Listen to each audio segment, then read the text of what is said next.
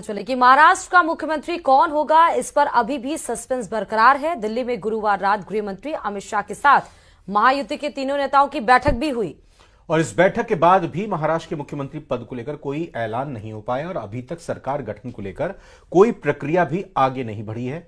अब इस मामले में 2 दिसंबर को एक बार फिर दिल्ली में बैठक होगी, जिसमें कहा जा रहा है कि मुख्यमंत्री पद के लिए बना सस्पेंस खत्म हो जाएगा। इस रिपोर्ट में आपको दिखाते हैं।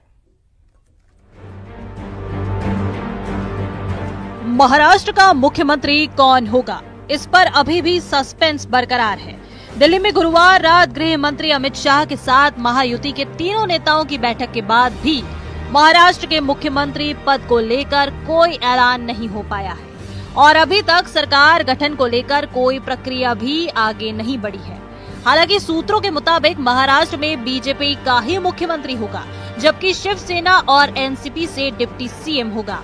इसके साथ ही सूत्रों ने ये भी दावा किया है कि 2 दिसंबर को दिल्ली में एक बार फिर महायुति के नेताओं की बैठक होगी, जिसमें सरकार गठन पर आगे की चर्चा होगी और शपथ ग्रहण की तारीख फाइनल की जाएगी। सूत्रों के मुताबिक 5 दिसंबर को मुंबई के आजाद मैदान में शपथ ग्रहण समारोह हो सकता है, जिसमें सीएम और 2 डिप्टी सीएम के अलावा 18 मंत्रियों को शपथ दिलाई जाएगी। 10 मंत्री बीजेपी और 4 मंत्री शिवसेना और एनसीपी कोटे से होंगे। इस बीच मुंबई में आज होने वाली महायुति की बैठक रद्द हो गई है। सूत्रों का दावा है कि पहले बीजेपी विधायक दल की बैठक होगी और उसमें विधायक दल के नेता को चुना जाएगा। उसके बाद महायुति की संयुक्त बैठक होगी। साहब कल 3:30-4 बजे तक दिल्ली में थे। दिल्ली से आने के बाद वो अभी निकल गए, कुछ भी नाराजी नहीं है। सम्मान पूर्वक मीटिंग अमित शाह साहब के साथ हो गई है। तीन जो नेता है, देवेंद्र जी, अजीत दादा और हमारे नेता एकनाथ शिंदे साहब, वो भी मीटिंग को थे और अच्छी तरह से सम्मान पूर्वक मीटिंग होगी। कोई भी नाराजी एकनाथ शिंदे साहब के तरफ से नहीं है। आपने अपनी बात रखी है और इसके ऊपर हमें ऐसा लगता है 1 या 2 दिन में महायुति के जो एनडीए के जो वरिष्ठ नेता है माननीय अमित शाह साहब या जेपी नड्डा साहब, उनकी तरफ से इसके ऊपर सॉल्यूशन जल्दी ही निकलेगा। उधर महाराष्ट्र विधानसभा चुनाव में मिली करारी शिकस्त के बाद महाविकास अघाड़ी में भी बैठकों का दौर जारी है, तो दूसरी तरफ चुनावी नतीजों से एमवीए में दरार पड़ती दिखाई दे रही है। उद्धव गुट के नेता अंबादास दानवे ने हार का ठीकरा सीधे कांग्रेस पर फोड़ दिया है और कांग्रेस के अति आत्मविश्वास को हार की वजह बताया।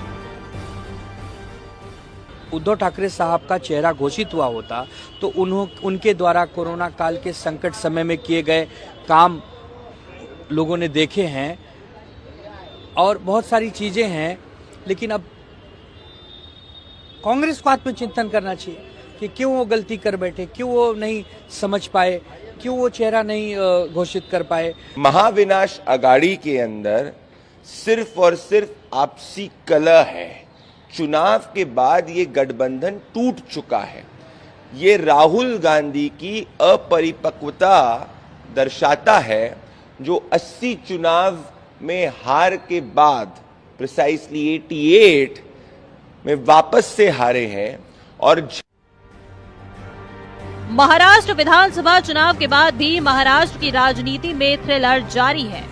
महायुति बहुमत हासिल करने के बाद भी अभी तक सरकार का गठन नहीं कर पाई है, तो महाअघाड़ी में चुनाव में करारी हार के बाद दरार पड़ती नजर आ रही है। Bureau report, news 18। Uttar Pradesh के संभल में जामा